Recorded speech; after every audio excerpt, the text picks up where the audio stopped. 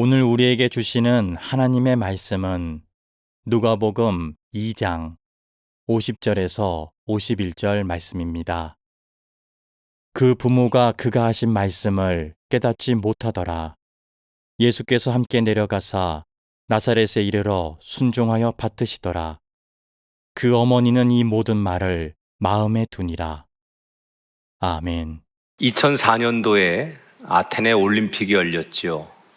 이때 여자 육상 1만 미터 경기가 열립니다. 1만 미터는 400m 트랙을 25바퀴 도는 굉장히 초장거리의 육상 경기죠. 이 경기에 무려 31명의 선수들이 출전을 합니다. 오직 금메달을 향해서 31명은 출발을 하지요. 그런데 시간이 갈수록 선두권에서 1명, 2명 줄어들기 시작하더니 마지막 바퀴를 남겨놓고는 선두권이 5명으로 좁혀집니다. 육상 강국이었던 에티오피아의 선수들이 3명이었고 케냐에서 그 귀화한 네덜란드 선수가 1명이 있었고 1명은 중국 선수인데 자국 언론도 나중에 이 선수 이름을 찾아볼 정도로 무명이었던 중국 선수 1명이 포함이 됩니다. 5등으로 뛰던 이 무명의 중국 선수가 야금야금 순위를 끌어올리더니 결승점 80m를 놔두고 모든 선수를 추월하며 전력으로 뛰기 시작합니다. 근데 이때 희한한 일이 벌어집니다. 중국 선수는 전력으로 죽어라 뛰는데 1등으로 달리던 에티오피아 선수는 추월을 당했는데도 전혀 거기 아랑곳 없이 슬슬 뛰더니 결승점에 도착해서 만세를 부릅니다. 지금 화면에 보시는 대로 어떻게 된 거냐? 이 에티오피아 선수가 자기가 1등이라고 착각을 한 거예요. 그리고 뒤늦게 내가 은메달 딴 것을 알게 된 이 선수는 너무나 좌절하고 분통해 했습니다. 여러분, 출발선에서는 31명이 출발을 했고 저마다 열심히 죽어라 뛰었는데 결승점에서 모두가 다 잘 된 건 아니에요. 누구는 뒤처지고 누구는 중간에 기권을 하고 누구는 이렇게 착각을 해서 우승을 놓치기도 하고 결국 극소수만이 그날 그 경기에 만족을 하게 됩니다. 저는 마치 우리 인생을 표현해 주는 것 같다는 생각이 들었습니다. 우리 모두는 오늘도 각자의 인생에서 열심히 인생을 살아가지요. 하지만 열심히 사는 만큼 우리 인생이 안녕하십니까? 우리 인생을 평안하십니까? 라고 질문하면 제 인생은 안녕합니다 라고 자신 있게 대답할 수 있는 분이 많이 없습니다. 어떤 분은 계획한 대로 내 인생이 잘 풀리지 않아서 지금 내 인생이 안녕하지 못하다고 얘기할 분이 있을 거고 또 어떤 분은 지난 날이 너무나 후회가 되어서 내 인생이 지금 평안하지 않은 분도 있을 거고 전혀 생각지 못한 갑작스러운 어려움을 당하면서 내 인생은 안녕하지 않은 분이 있을 겁니다. 자, 이렇게 우리 인생이 평안하고 안녕하지 못할 때 우리는 어떻게 해야 될까? 저는 오늘 누가복음 2장에 예수님의 아주 어릴 적 이야기 하나를 통해서 내 인생이 안녕하지 못하다면 어떤 삶을 선택해야 할까를 이야기하려고 합니다. 오늘 성경 말씀을 이해하려면 여러분이 이스라엘의 문화를 조금 이해하셔야 돼요. 이스라엘 사람들은 3번의 큰 명절을 1년 동안 지냅니다. 유월절, 맥추절, 초막절. 율법에 의하면 이스라엘의 성인 남자들은 이 명절에 반드시 예루살렘을 가야만 합니다. 그런데 예루살렘에 이 1년에 3번씩 이 명절을 지키면서 가는 게 현실적으로는 쉽지 않은 일입니다. 예컨대 오늘 나사렛에서 예수님 가족이 예루살렘을 가려면 성인 걸음으로 3일을 걸립니다. 그리고 예루살렘에 가면 일주일 동안 명절을 지내야 돼요. 거기서 예배를 드리고 그 절기에 참여하는 과정이, 그리고 다시 3일을 걸어서 와야 돼요. 그러면 꼬박 2주간 집을 비우는 거예요. 자, 곡식과 과일을 추수할 때거나 아니면 당시에 양들을 돌보는 일을 하는 사람들이 2주간 동안 집을 비운다는 것은 너무나 큰 모험입니다. 그래서 예루살렘에 가깝게 사는 사람이 아니면 3번의 명절을 다 예루살렘을 가기가 어렵고, 대개는 6월절 명절 한 번에만 예루살렘을 가는 거예요. 6월절이라는 명절은 이스라엘 사람들이 이집트 노예 430년에서 해방된 민족 해방을 기념하는 최고의 명절이에요. 그런데 예루살렘을 가는 길이 험난합니다. 지금처럼 뭐 이렇게 치안이 좋을 때가 아니니까 곳곳에 도둑과 강도들이 많았어요. 그래서 그런 것을 피하기 위해서 당시 사람들은 가족, 친척들 아니면 마을 사람들이 다 뭉쳐가지고 함께 무리를 지어서 예루살렘을 가는 거예요. 자, 이런 제가 들려드린 배경에서 오늘의 이야기를 들으셔야만 이해가 되실 거예요. 예수님이 12살 되었을 때 보통 이스라엘 사람들은 남자가 13살이 되면 성인식을 해요. 그러니까 성인이 되기 1년 전 예수님은 6월절을 지내기 위해 가족들과 함께 예루살렘에 올라가게 됩니다. 그런데 특이한 것은 오늘 성경을 보면 그 예루살렘에 가고 오는 동안, 예루살렘에 체류하는 동안 예수님은 부모들에게 돌봄을 받지 못하고 계속 방치되는 모습을 볼 수 있어요. 얼마나 방치되었나?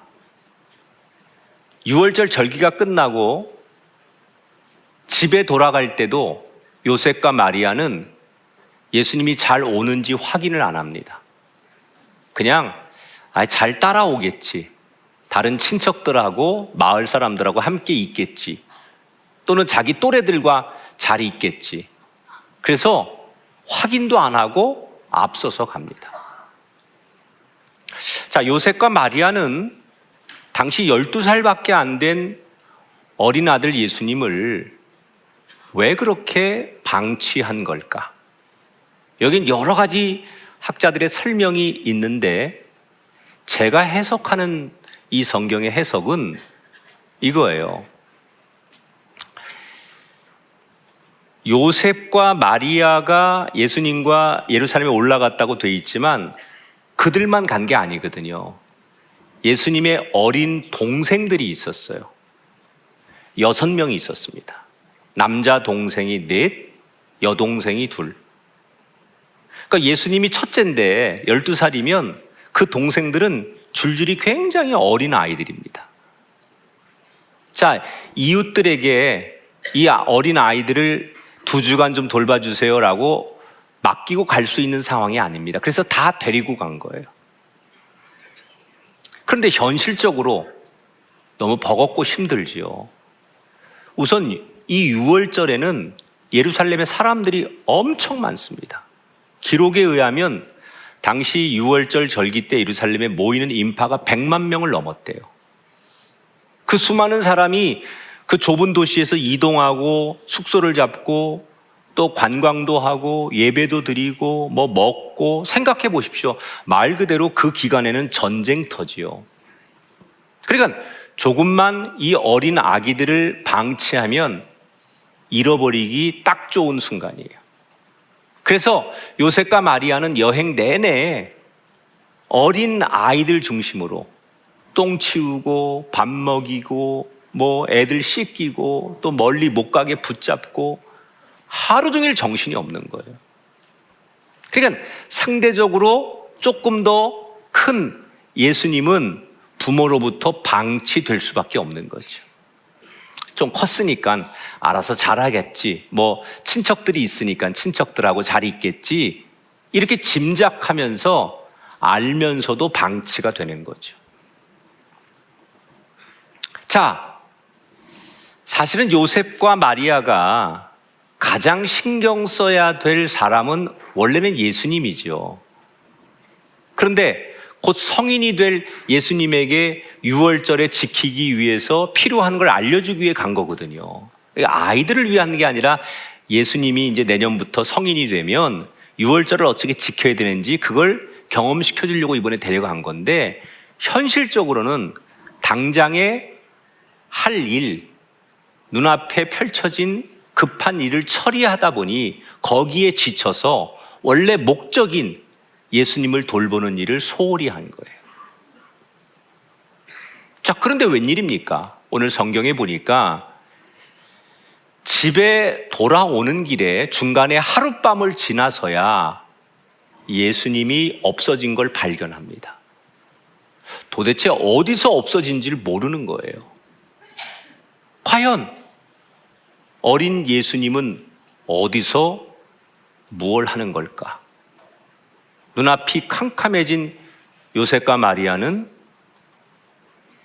그때서야 우리가 아이를 돌보지 못한 자책을 하며, 그 다음날 동이 트자마자 만사를 제쳐두고 아마 다른 마을 사람들이나 친척들에게 어린 아이들을 맡겨놓고 다시 부부는 급하게 예루살렘으로 뛰어갑니다. 그리고 예수님을 찾기 시작해요. 자, 지금 요셉과 마리아가 예수님을 막 찾는 이 모습을 보면서 저는 어떤 느낌이 들었냐면, 지금 우리의 모습과 너무나 같다는 생각이 들었어요. 수많은 사람이 모인 예루살렘에서 내 것을 잃어버리지 않기 위해서 두 사람은 신경이 곤두서고 눈앞의 일에 몰두하느라고 정신이 없지요. 우리 모습 아닙니까?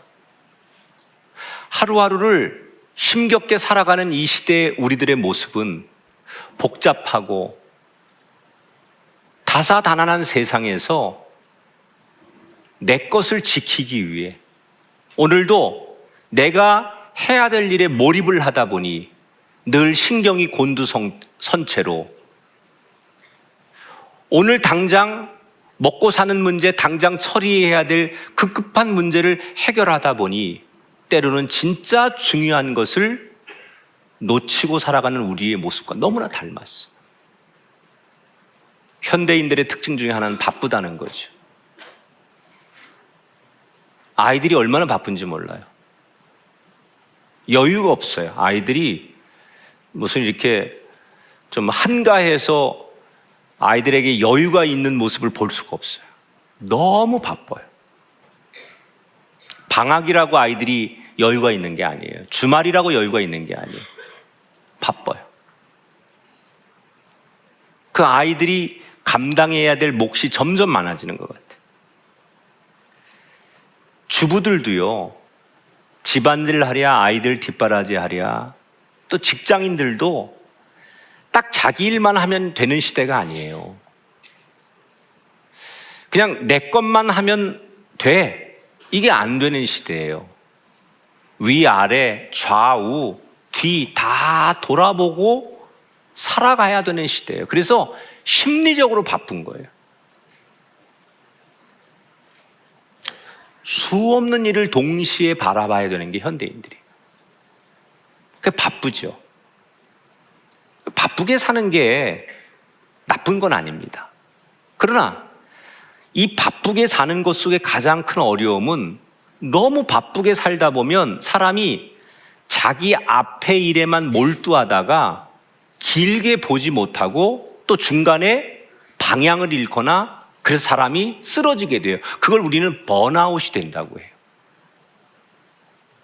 학생들이요, 청소년들이 우울증을 알아서 약을 먹거나 상담받는 아이들이 그렇게 많습니다. 이렇게 좋은 시대를 살면서 이걸 누리지 못하고 행복하지 않다고 말하는 사람이 너무 많아요. 열심히 일을 하면서도 내가 보람되다고 느끼지 못하는 직장인들이 많아요. 이거 다 뭐죠? 번아웃이 온 거예요. 사람이 너무 내 앞에 놓여진 일에 몰두하고 그걸 쫓아가다 보니까 중간에 길을 잃거나 열정을 잃어버리게 됩니다. 그러니까 그게 우리들에겐 허무함이라는 걸로 찾아오는 거예요. 내가 이렇게 살아도 되나? 내가 지금 뭐 하는 거야? 왜 이렇게 살지? 뭐 이런 갑자기 어느 날 괜히 인생이 슬프고 내가 살아가는 거에 대해서 만족이 없고 그럴 때 그걸 우리는 허무함이 찾아왔다고 해요. 그래서 사람들은 그 허무함을 어떻게든지 메꾸고 싶으니까 알코올을 의존해 보기도 하고 도박을 찾기도 하고. 저는 앞으로 우리 시대의 가장 큰 화두는 중독의 문제라고 생각해요. 중독. 그래서 교회가 정말 앞으로 던져야 될 화두가 있다면 이 중독의 문제를 어떻게 우리가 교회가 선도해 갈 거냐.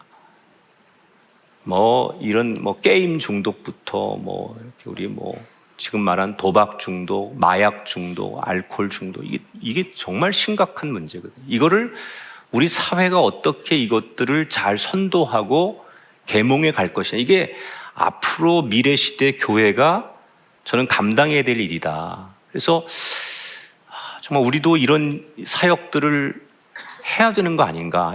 그런 부담이 요즘 굉장히 많이 옵니다. 여러분, 우리가 문득 내가 이렇게 살아도 되나? 그건 뭐예요? 내가 지금 걸어가는 길에 대한 확신이 없는 거고 길을 잃었다는 거예요. 그러면 길을 잃었으면 다시 우리의 인생의 길을 찾아야 될 거 아닙니까? 그래야 내 인생이 안녕하실 수 있고 평안할 수 있다는 거예요. 그러면 열심히 살아가다 나도 모르게 길을 잃었다면 어떻게 잃어버린 인생의 길을 다시 찾을 수 있을까? 오늘 요셉과 마리아가 보여준 행동 속에 그 힌트가 있습니다. 두 사람은 어린 애들을 돌본다는 이유, 현실적인 문제로 그들이 놓쳤던 중요한 일, 예수님을 찾는 일로 결국 돌아가지요.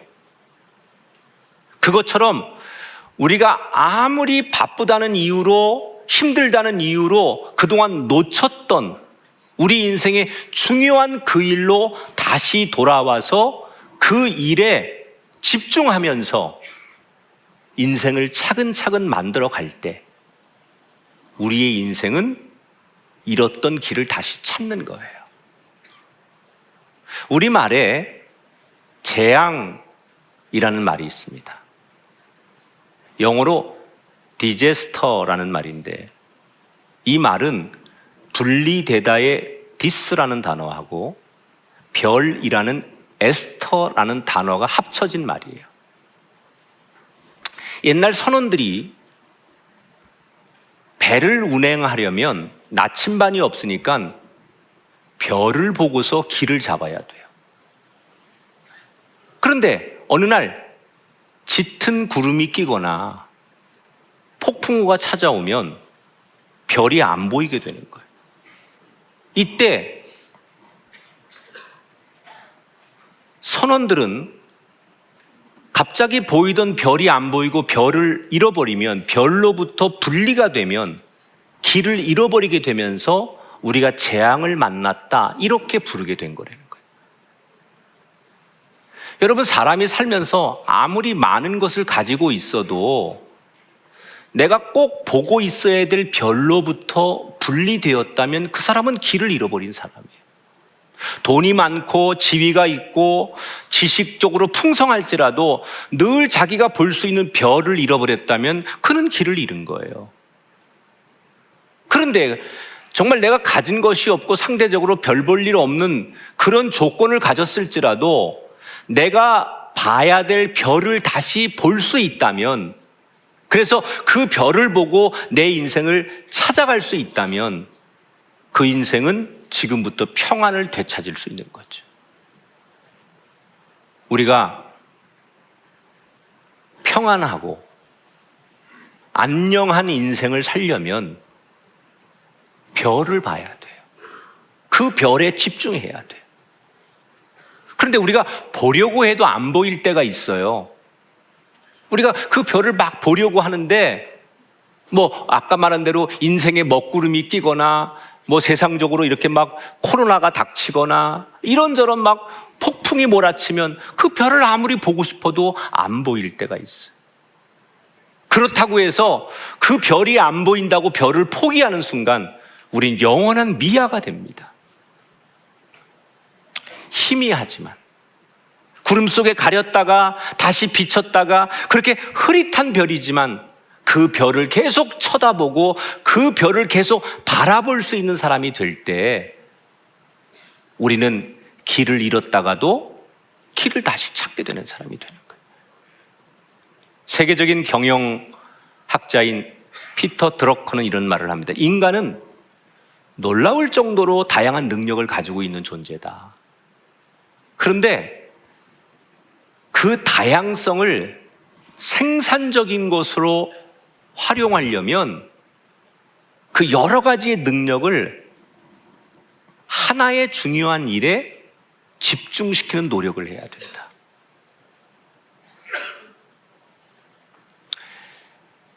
우리가 과거에는 다재다능한 것이 능력이라고 생각했어요. 물론 좀 이렇게 그런 타고난 능력이 있는 분이 있고 에너지가 있는 분이 있어요. 근데 이 현대 사회에서는 한 가지 일에 집중하고 그 깊이를 향해 갈 수 있는 사람이 타고난 사람이라는 거예요. 결국 이것저것을 다 하지만 이것저것도 다 못하는 거예요. 다양함이 있는 것 같은데 이것도 별것 아니고 이것도 별것 아닌 거예요. 어떤 한 분야에서 자기 능력을 집중하는 게 중요하다. 여러분, 우리 인생에서 많은 사람을 알고 세상에서 다양한 경험을 하는 것도 중요하지만 우리가 지금 쏟아야 될 열정 한 가지를 붙들어야 한다면 그것이 뭘까? 그 중요한 일, 우리의 인생의 길이 되시는 하나님을 찾는 일이에요. 여러분, 저는 우리가 길을 잃을 때 우리가 유일하게 이게 길이야 라고 다시 방향을 알려줄 수 있는 그 별을 집중할 수 있는 사람, 그때 비로소 우리 인생은 안녕하는 거예요. 미아가 된 아기들이 부모를 찾을 때 그 두려움과 공포로부터 안도하는 거예요. 우리가 이렇게 밖에 나가 여행을 하다가 집에 돌아오면 그 집이 주는 안도감이 있듯이 인간은 어쩔 수 없어요. 하나님을 만날 때, 하나님을 찾을 때, 하나님을 바라볼 때 인간은 영적인 쉼과 평안을 얻을 수 있어요. 전 오늘 이 자리에 오신 여러분 모두가 혹시 인생에 지치고 힘들었다면 이 요셉과 마리아가 가던 길을 멈추고 진짜 중요한 일을 놓친 것을 후회하며 다시 그 중요한 일에 집중했듯이 우리가 너무 분주하고 여러 가지 이유가 있겠지만 그동안 내 삶에 하나님 앞에 집중하지 못한 것을 돌아보며 그 하나님을 다시 집중하는 그런 기회가 저와 여러분에게 생기게 되시기를 주의 이름으로 축원합니다. 이렇게 요셉과 마리아는 만사를 제쳐두고 예루살렘으로 다시 뛰어 올라갑니다. 그리고 예수님을 찾기 시작해요. 부모는 애가 타지요. 잃어버린 아이를 어떻게 찾아요? 여기저기 막 그동안 있었던 장소, 아이가 있을 만한 곳을 수소문하고 막 찾아다녀도 어디에도 12살 된 아들 예수는 보이지 않아요. 그러다가 이제 막 지쳐서 갈 만한 데는 다 찾아봤는데 아이가 없으니까 마지막으로 설마 하는 마음으로 예루살렘 성전에 들어가게 됩니다. 설마 아이가 성전 안에 있을 거라고는 아니겠지라는 마음에 그래도 들어가 보는 거예요. 그런데 깜짝 놀랍니다. 들어가 봤더니 12살 먹은 이 어린 예수님이 당시의 율법 학자들, 랍비들과 율법을 놓고 토론을 하는 거예요. 그러니까 이 당시 랍비들의 교육은 질문하고 대답하고 또 질문하고 대답, 이런 토론을 하는 거거든요. 그러니까 이 12살 아이가 그 쟁쟁한 학자들하고 율법을 가지고 질문하고 대답하고 서로 그걸 가지고 토론을 하고 앉았는 거예요. 그런데 더 기가 막힌 건 부모가 찾으러 왔는데 부모를 보고도 그 랍비들과 토론하는데 열중하느라고 부모를 보는 둥 마는 둥 하고 계속해서 그 랍비들과 논쟁을 벌입니다. 너무 화가 난 어머니 마리아가 엄마들의 그 톤이 있잖아요. 도레미파솔라시도 이야! 너 지금 뭐 하는 거야? 이놈의 자식아. 지금 너 때문에 아빠하고 며칠을 지금 고생하고 있는 줄 알아? 너 왜 이렇게 속색이는 거야? 그리고 나무라는 거예요. 그랬더니 이 어린 예수님이 대답하는 얘기를 들어보세요. 49절 제가 새 번역으로 같이 읽어보겠습니다. 49절 시작.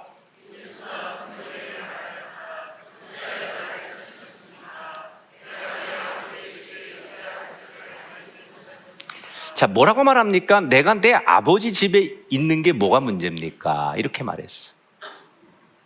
자, 이 말은 당시의 상황에서는 이건 어마어마한 말이거든요. 첫째로,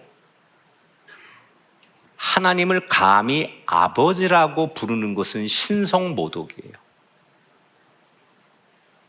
둘째로, 요셉과 마리아가 부모인데 부모로 보지 않고 다른 존재를 아버지라고 부른다는 것은 폐륜이에요. 지금 우리들은 지금 성경을 읽으면서 예수님이 하나님의 아들이니까 예수님이 아버지로 부르는 것을 지금의 신앙인들은 당연하게 받아들이지만 그 당시에 아직 공생에도 오지 않은 어린 예수님이 앞으로 어떤 일이 생길지 모르는 상황에서 펼쳐지는 지금의 현실 속에서는 내가 내 아버지 집에 있는 게 뭐가 문제입니까? 라고 말하는 자체는 지금 앞에서 얘기한 대로 엄청난 일이거든요. 그런데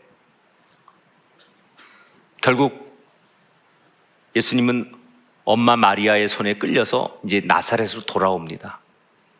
그리고 장남으로 30살이 될 때까지 집안에서 부모를 도우며 부모님께 순종하며 열심히 살아가는 이야기로 우리가 이렇게 추측이 되죠. 성경에 예수님의 다른 위인들과 다르게 어릴 적 이야기를 기록하잖아요. 딱 지금 어릴 적 이야기는 이 본문 하나, 12살 이야기 하나밖에 없어요. 그 왜 성경에서 좀 아쉽잖아요. 예수님이 어릴 때 어떤 아이였고 어떻게 자랐는지, 공생의 30살까지 어떻게 살아왔는지를 좀 성경이 기록해 줬으면 좋았을 텐데 성경은 모든 이야기를 다 담을 수 없거든요. 모든 역사를 성경은 다 담을 수 없는 거예요.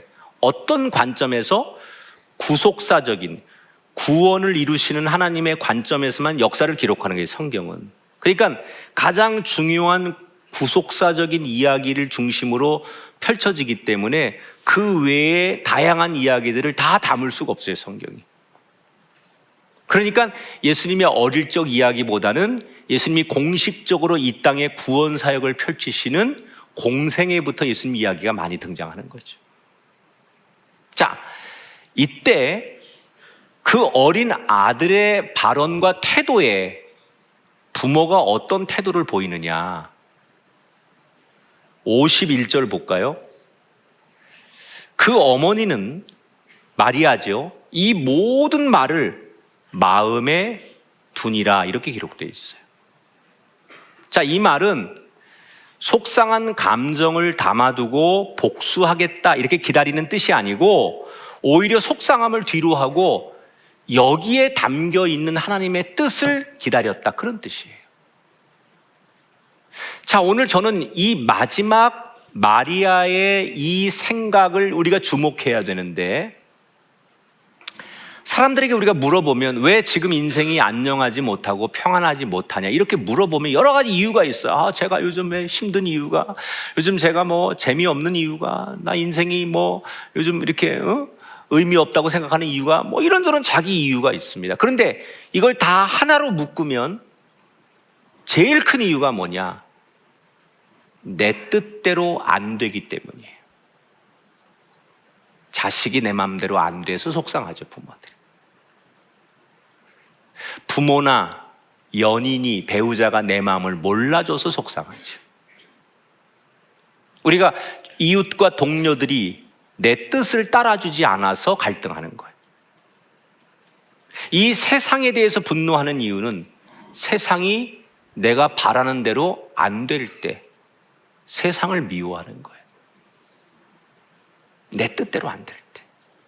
근데 우리가 살면서 내 마음대로, 내 생각대로, 내 뜻대로, 내 계획대로 안 되는 일이 얼마나 많습니까? 지금 여러분들이 그게 자식의 문제든 경제의 문제든 건강의 문제든 또는 다른 타인과의 관계 속에서든 내 마음대로, 내 생각대로, 내 뜻대로 안 될 때, 다시 말하면 내 인생이 평안하지 않고 안녕하지 않을 때, 그때 계속해서 내 감정과 생각대로 처리하면 영영이 수렁에 빠지는 거예요. 자, 내 뜻대로 안 돼요. 그래서 그 감정이 속상하고 괴롭고 분노하고 그럴 때 우리가 이 감정을 어떻게 조절해야 되느냐? 하나님이 어떻게 이끄실까? 내가 기도한 대로, 내가 계획한 대로 지금 안 되고 있지만 이런 일을 통해서 하나님이 무엇을 하실지 그 하나님의 하실 일을 기대하고 인내하고 기다리는 거예요.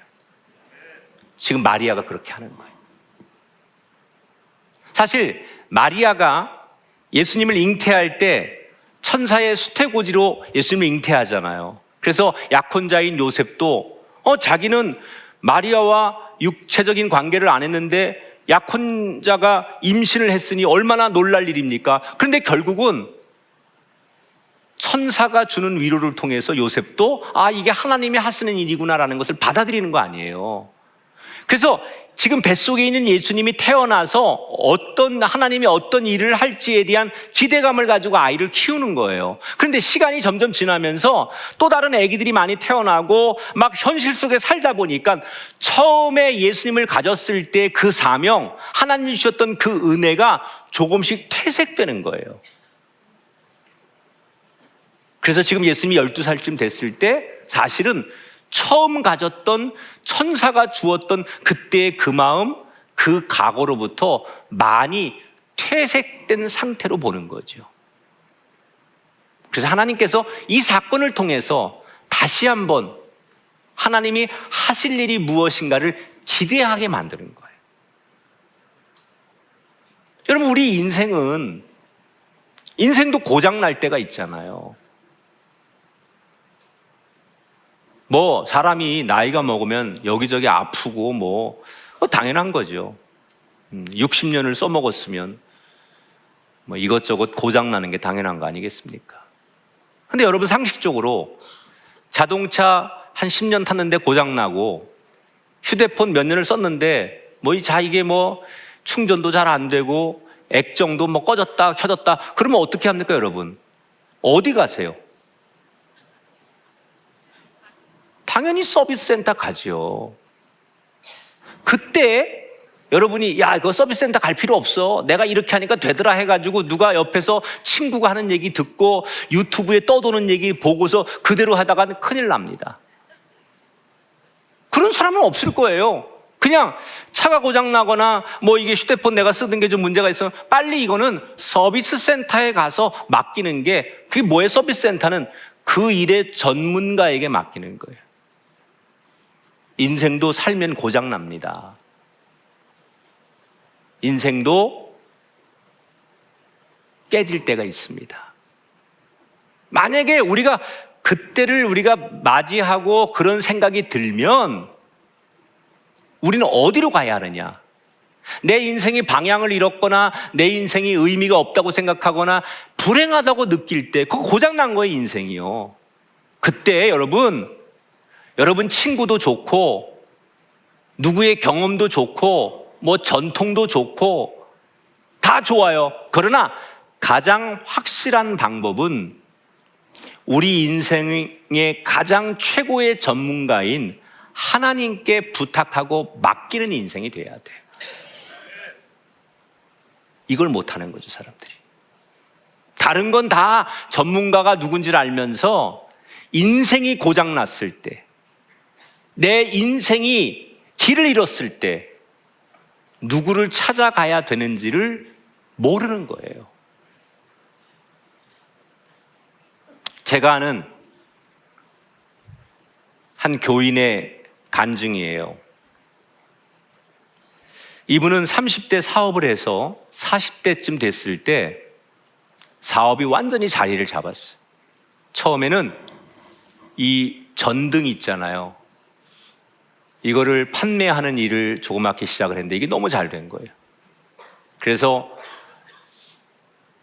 뭐 이렇게 건물 크게 짓는데 다, 그런데 이 전등이 다 들어가고 뭐 아파트 같은데 전등이 이렇게 납품이 되면서 너무너무 잘 됐어요. 말 그대로 승승장구하는 거예요.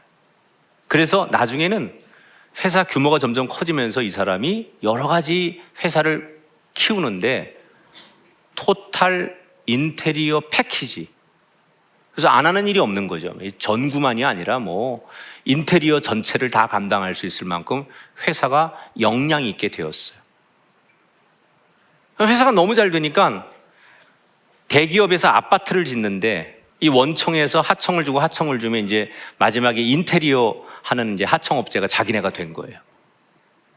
그래서 계속해서 아파트들 이렇게 인테리어를 하면서 정말 회사는 엄청나게 잘 되는 거죠. 그런데 직원이 많아지고 일이 많아지면서 어느 날 문제가 생겼어요. 자기가 믿는 직원 하나가 중간에 사고를 치기 시작한 거예요. 그러니까 원래 해야 되는 대로 안 하고 뭐 싼 자재를 갖다 놓고 중간에 돈을 받고 업자들로 이러면서 중간 직원이 자기 욕심을 내면서 회사 모르게 이익을 내다가 이게 걷잡을 수 없이 막 하다가 어느 날 빵 터졌는데 어디까지 갔느냐? 아파트 수천 세대 인테리어 공사를 맡았는데 준공하고 들어가야 되는데 부실공사 판정이 난 거예요. 그래서 몽땅 이 회사가 배상금을 물어야 되는데 이게 감당이 안 될 만큼, 그래서 지난 한 20년 동안 일으킨 회사를 하루아침에 다 죽어도 감당이 안 될 만큼 너무 어려운 처지에 된 거예요. 그런데 직원은 이미 도망갔어요. 아무도 책임을 지지 않아요. 사장인 이 사람이 모든 책임을 져야 되는 거예요. 너무 극심한 스트레스를 받고 막 자기 안에 끓어오르는 분노를 감당할 수 없으니까 극심한 고혈압으로 너무 위험해져서 병원에 입원을 했습니다. 병실에 누워있는데 진정이 안 되는 거예요. 의사가 아무리 혈압을 내리려고 하고 아무리 뭐 주사요법을 써도 혈압이 떨어지지 않아요. 왜? 그 분노와 자기가 몇십 년 동안 일궈놓은 걸 하루아침에 다 잃어버릴 걸 생각하니까 이게 정상으로 내려오질 않는 거예요. 그 감정이.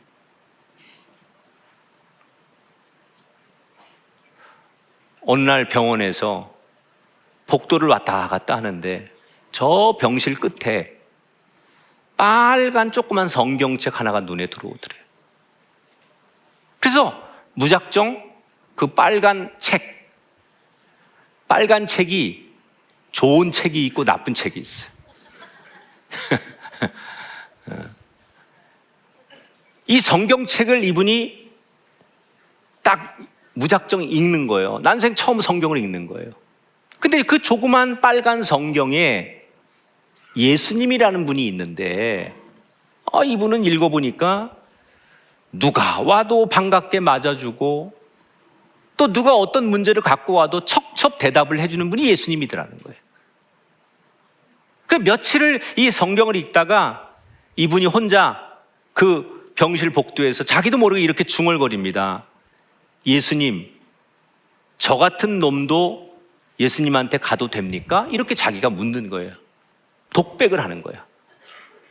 난생 처음 한 번도 믿어보지 않은 예수님, 나 같은 놈도 예수님한테 가도 됩니까? 라고 독백을 하는 순간 마음이 울컥해지면서 어떻게 형언할 수 없는 마음의 기쁨과 평안이 오더래요. 이거 뭐지? 그러고 있는데 그 병원 전도를 온 사람들이 더 체계적으로 예수님을 소개하면서 퇴원을 하자마자 그는 교회를 나가기 시작했어요. 이때부터 이분의 인생이 달라지기 시작하는 거예요. 울분과 분노와 증오로 가득 찼던 그의 마음이 서서히 혈압이 떨어지듯 떨어지면서 뭔가 뜻이 있겠지, 좋은 일이 있겠지 해서 기다림, 긍정적인 확신, 이런 생각을 마음속에 갖기 시작하니까 그 표정이 달라지고 건강이 회복되는 거예요. 어차피 내가 잃어버린 건 잃어버린 거고 처음에 빈손으로 이 전구를 팔아서 여기까지 왔으니 다시 해보지 라는 마음으로 처음 했던 전구 장사부터 다시 시작해서 그 회사가 회복이 됐어요. 여러분, 우리가 힘들면요, 친구도 가족도 소용없습니다. 그래도 친구밖에 없다. 힘들면 그래도 가족밖에 없다. 천만의 말씀이요. 진짜 힘들면요, 친구도 가족도 힘이 안 되는 거예요. 유튜브는 더더욱 힘이 안 돼요. 그때 여러분, 주님께 나오시면 됩니다. 왜? 주님은 우리 인생의 최고 전문가이시니까. 여러분의 삶이 어떤 길에서 어떻게 넘어지고 길을 잃었을지라도 여러분을 가장 완벽하게 일으켜 세우고 여러분을 가장 안전하게 확실하게 고쳐줄 수 있는 최고의 인생 전문가는 하나님이십니다. 여러분이 어떤 상처를 받았고 어떤 어려움에 처하든 그 상처와 어려움을 회복시킬 최고의 전문가는 상담 전문가가 아니라 하나님이십니다. 혹시 여러분, 지금 나는 내 인생이 안녕하지 못한 분이 있다면 다 내려놓고 딱 한 가지만을 내가 중요한 걸 선택해야 된다면 그게 뭘까? 거기에 집중하셔야 돼요.